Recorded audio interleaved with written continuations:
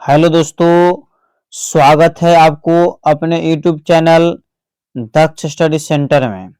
मित्रों, आज आपके पास अति महत्वपूर्ण टॉपिक लेकर के आए हैं। जो 2024 का जो बिहार स्टेट का जो वैकेंसी आया हुआ है, उसमें म्यूजिक पेपर के लिए मित्रों हम लोग आज के टॉपिक में जो पढ़ेंगे वो बहुत ही महत्वपूर्ण चीज पढ़ेंगे। नाद के बारे में पढ़ेंगे, नाद के प्रकार के बारे में पढ़ेंगे, नाद की विशेषता के बारे में पढ़ेंगे और श्रुति के बारे में पढ़ेंगे। मतलब इतना सारा टॉपिक इस वीडियो में हम लोग डिस्कशन करेंगे। इसलिए आप जैसे वीडियो को अंतिम समय तक जरूर देखें, क्योंकि यह वीडियो आपके एग्जाम्स के लिए अति आवश्यक है, क्योंकि सभी के सभी टॉपिक पर जैसे डीपली हम लोग चलेंगे। ठीक है, इसलिए ध्यान दीजिएगा बारीकी से। सबसे पहले हम लोग पढ़ेंगे ध्वनि। सबसे पहले क्या पढ़ेंगे? ध्वनि। ध्वनि कहने का मतलब है कि ध्वनि किसे कहते हैं, ध्वनि क्या है, इसके बारे में सबसे पहले हम लोग जानेंगे। ध्वनि हम जो कुछ भी सुनते हैं वह ध्वनि है। जैसे हम पढ़ा रहे हैं और आप सुन रहे हैं मोबाइल के माध्यम से या लैपटॉप के माध्यम से या ब्लूटूथ के माध्यम से, वही क्या है? ध्वनि है। गायन की आवाज भी ध्वनि है। तो बालक के रोने की आवाज भी क्या है? ध्वनि है। दो ईंटों के टक्कर से जो आवाज निकलती है वह भी क्या है? ध्वनि है। किंतु संगीत का संबंध केवल उस ध्वनि से है जो मधुर है, जिसे हम सुनना चाहते हैं। अर्थात संगीत में ध्वनि किसको बोलेंगे? जो हमारा कान जो है सुनना पसंद करता हो तथा वह मधुर ध्वनि हो, उसे हम क्या बोलते हैं? ध्वनि कहते हैं। मधुर आवाज को हम क्या बोलते हैं? ध्वनि कहते हैं। जैसे अभी आपको हम तुरंत बताए कि दो ईंटों का टक्कर हो, वो भी एक प्रकार का ध्वनि ही है। कोई गायक गाना गा रहा है, वो भी एक प्रकार का ध्वनि ही है। ठीक है, आगे ध्यान दीजिए मित्रों। अतः वह ध्वनि जो अपने प्रभाव से हृदय को आघातित करती है, मतलब आघात करती है, संगीत की भाषा में उसे ही ध्वनि कहते हैं। अर्थात कहने का मतलब है कि ध्वनि का परिभाषा आपका यह है कि वैसी आवाज, ठीक है, वैसी ध्वनि जो हमारे हृदय को आघात कर देता हो, ठीक है, दिल को हिला देता हो, उसे हम क्या बोलते हैं? ध्वनि कहते हैं। इसीलिए आप देखे होंगे कोई व्यक्ति गम का सॉन्ग सुन रहा है, ध्वनि। कोई व्यक्ति प्यार मोहब्बत का सुन रहा है, तो कोई व्यक्ति दुख भरे भजन सुन रहा है, तो कोई भक्ति भरा भजन सुन रहा है। तो सब क्या है? ध्वनि है। और सभी के सभी ध्वनि क्या करता है? उसके हृदय पर आघात पहुंचाता है। ठीक है, इसकी उत्पत्ति कंपन से होती है। बहुत ही महत्वपूर्ण यहाँ पर प्रश्न निकलेगा कि ध्वनि की उत्पत्ति किससे होती है? तो कंपन से होती है।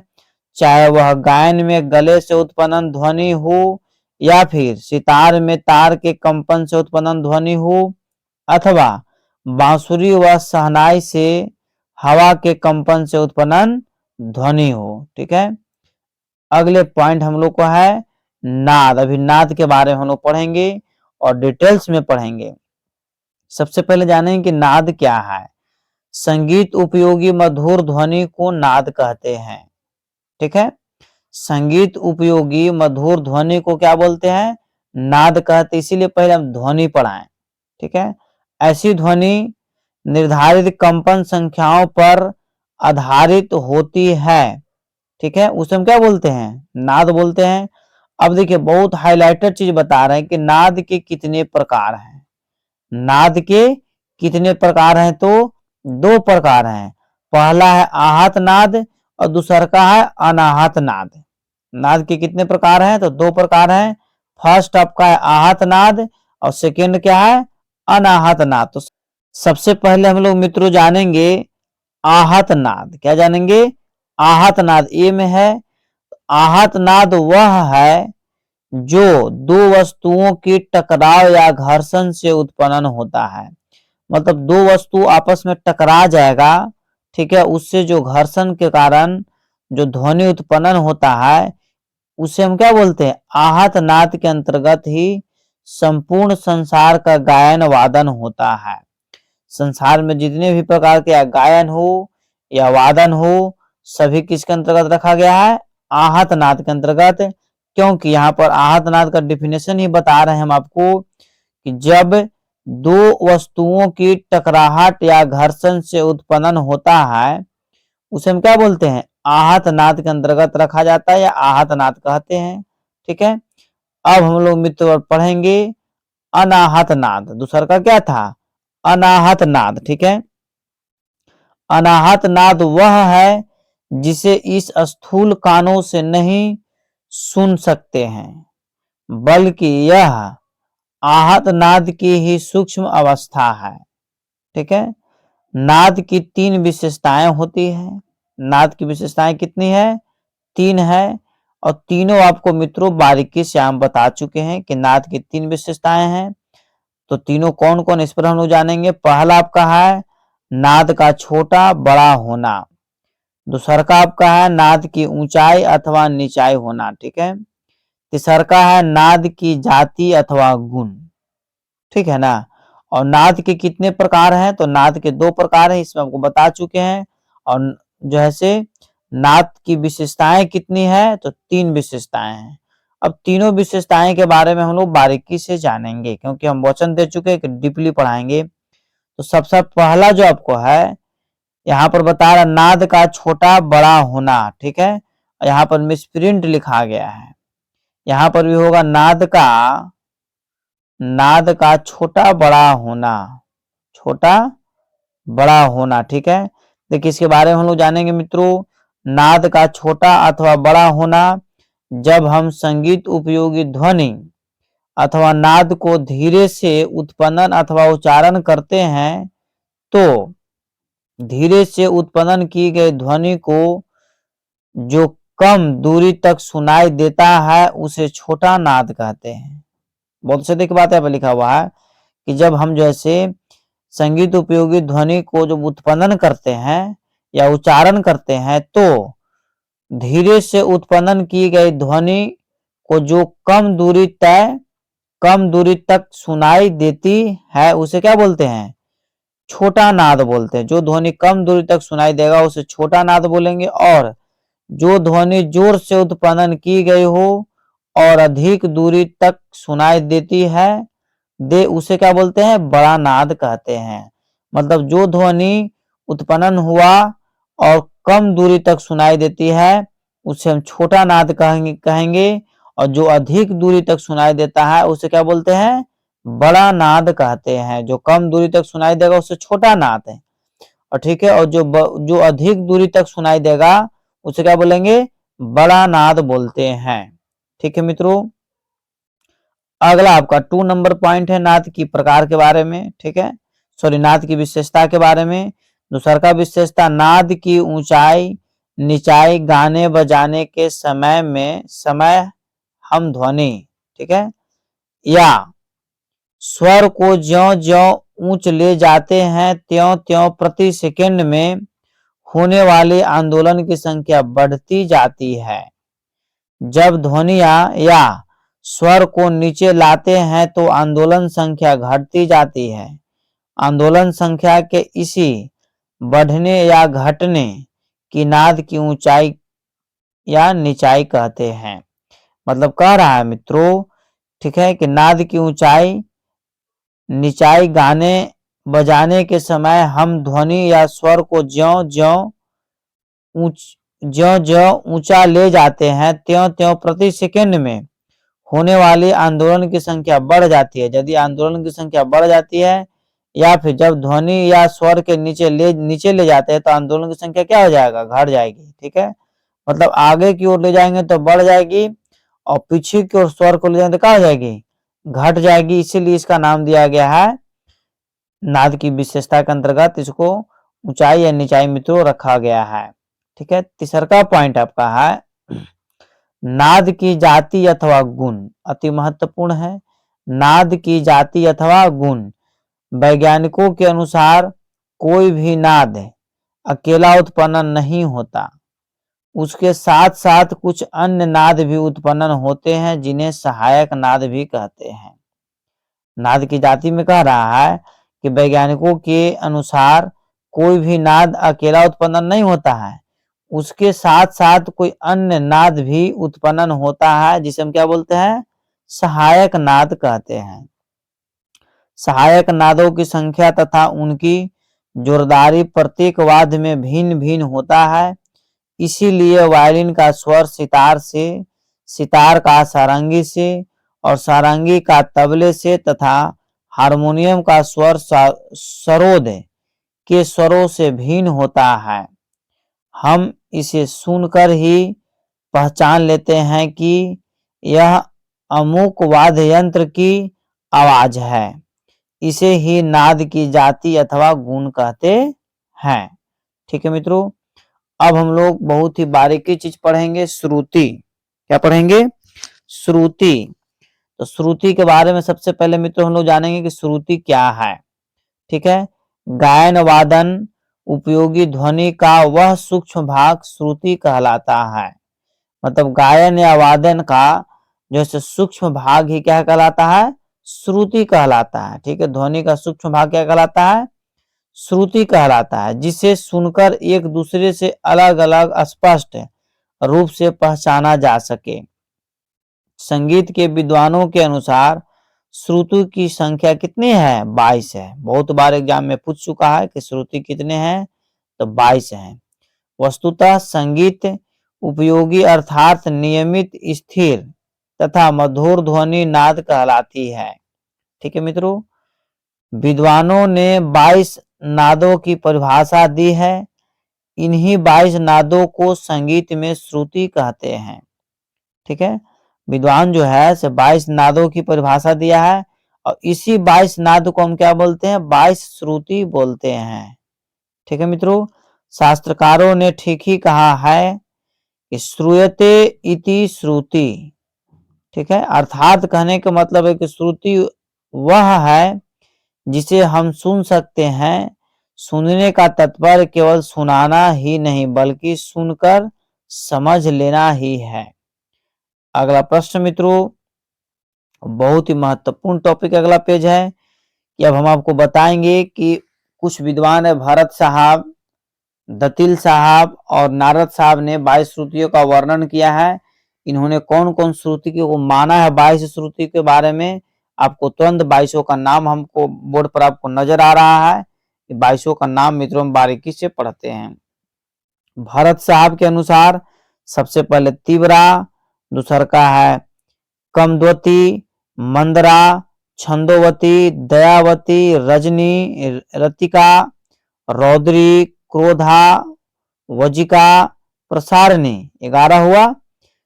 प्रीति, मार्जनी, क्षिति, रक्ता, संदीपनी, आलापनी, मंदती, रोहिणी, रम्या, उग्र, क्षोभनी। मित्रों आपको 22 श्रुति का नाम आपको 100% याद रखना है, क्योंकि एग्जाम में यहाँ से एकदम 100% प्रश्न पूछेगा तो पूछेगा। और अब हम लोग पढ़ेंगे कि भरत साहब जो है 22 श्रुतियों का जो निर्माण किए हैं उसके लिए हम कविता का निर्माण कर दिए हैं मित्रों। इस कविता के माध्यम से भी आप याद रख सकते हैं। तीव्र कुमुद चली मंद छंद से, दया दिखाती रजनी, रक्त रौद्र और क्रोध वज्र का करे प्रसारण प्रीति, करे प्रसारण प्रीति। मार्जनी के छत पर रक्ता संदीप आलाप, करती मंदती रोहिणी रम्या की दोस्ती पर हुई उग्र छुम्भनी।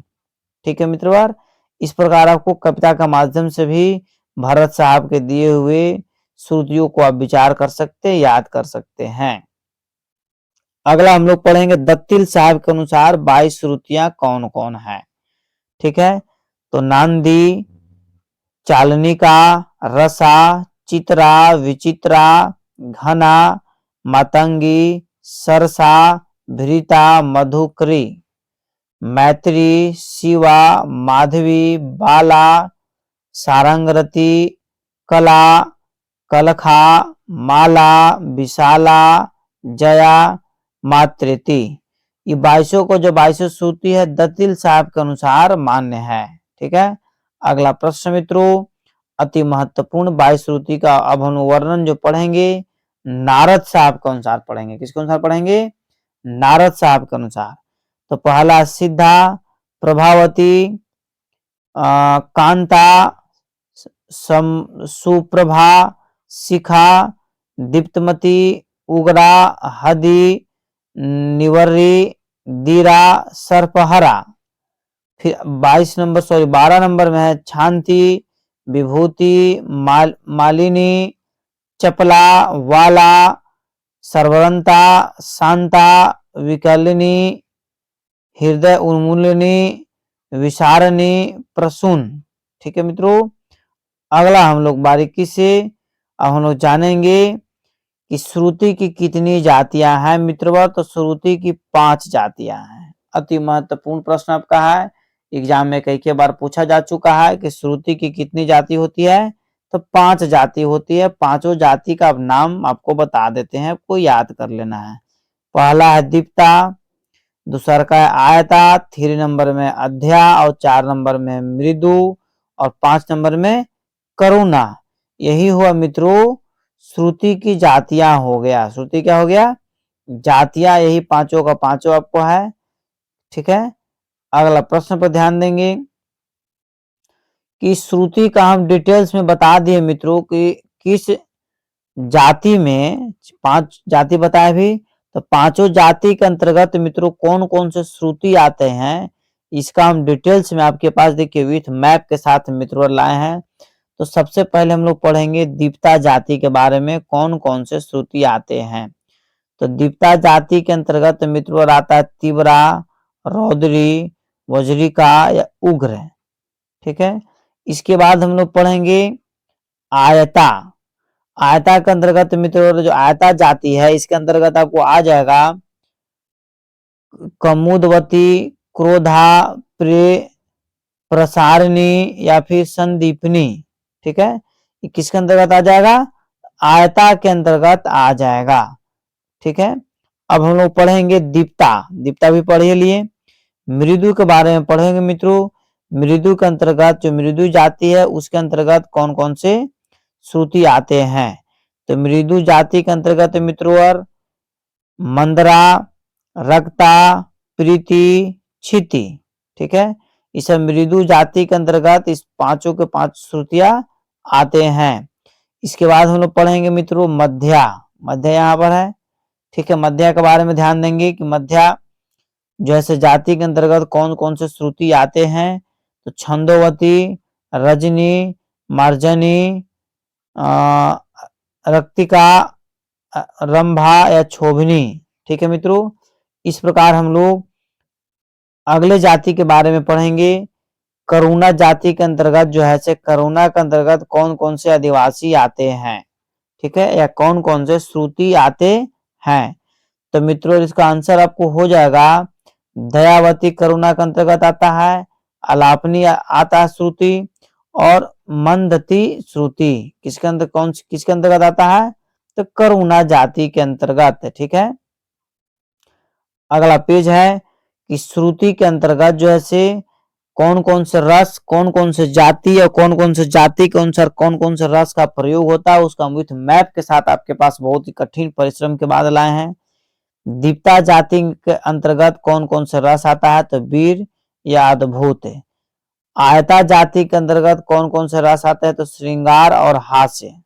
करुणा जाति के अंतर्गत कौन कौन से जो है से ये करुणा जाति के अंतर्गत से कौन कौन से श्रुति आते हैं। तो मित्रों इसका आंसर आपको हो जाएगा करुण और तथा रौद्र। ठीक है, मृदु मृदु मृदु जाति के अंतर्गत कौन कौन से श्रुति आते हैं। तो मित्रों इसका आंसर हो जाएगा दास्या और वात्सल्य। ठीक है, अगला प्रश्न मित्रों जो आज का लास्ट प्रश्न है कि मध्या मध्य जाति के अंतर्गत कौन कौन से श्रुति आते हैं। तो शांत श्रुति आता है। कौन श्रुति? शांत श्रुति। ठीक है मित्रों, इस प्रकार आज का क्लास मित्रों यहीं पर समाप्त किया जा रहा है। यदि आप इस चैनल पर पहली बार विजिट कर रहे हैं मित्रों तो चैनल को जरूर सब्सक्राइब कर लें मित्रों, लाइक कर दें और सब कमेंट्स भी करें और हमें सपोर्ट करें। हम लगातार आपको सपोर्ट करने के लिए यूट्यूब पर जैसे निःशुल्क म्यूजिक क्लास ले रहे हैं। तब तक के लिए आप स्वस्थ रहिए, मस्त रहिए। एक बार प्रेम से बोलिए भारत माता की जय।